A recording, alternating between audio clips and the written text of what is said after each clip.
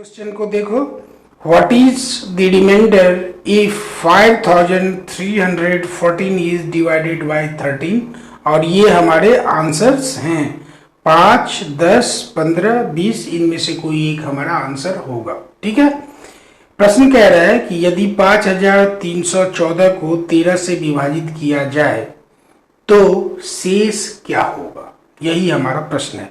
अब चलो 5314 को हम कैसे लिख सकते हैं और कैसे लिख सकते हैं, 5200 जोड़ 104 जोड़ 10, अगर इन तीनों को आप जोड़ोगे तो 5314 आएगा। अब आप कहोगे कि हमने यही क्यों लिखा, 5000 क्यों नहीं लिखा, यही तो है। देखो, जब हम इसको सरल कर रहे होंगे यानी कि 5314 के लिए उन संख्याओं को खोज रहे होंगे जिनके योग से ये बनेगा, तो हम ध्यान रखेंगे कि वो संख्या 13 से विभाजित होती हो।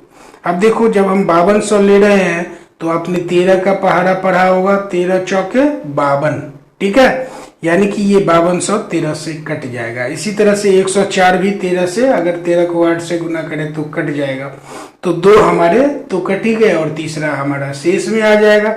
ठीक है, तो अब चलो 5200 को 13 से भाग देंगे तो कितना आएगा, 400, और 13 से 104 को भाग देंगे तो कितना आएगा, 8।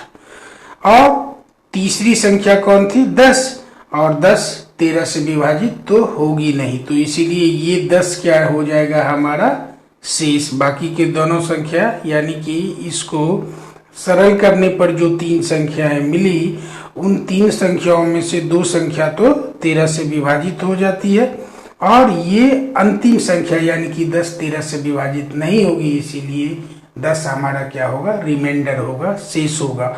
तो हमारा उत्तर हुआ 10, और ये कहाँ पर है, यहाँ पर, इसीलिए हमारा कौन सा विकल्प सही है, बी।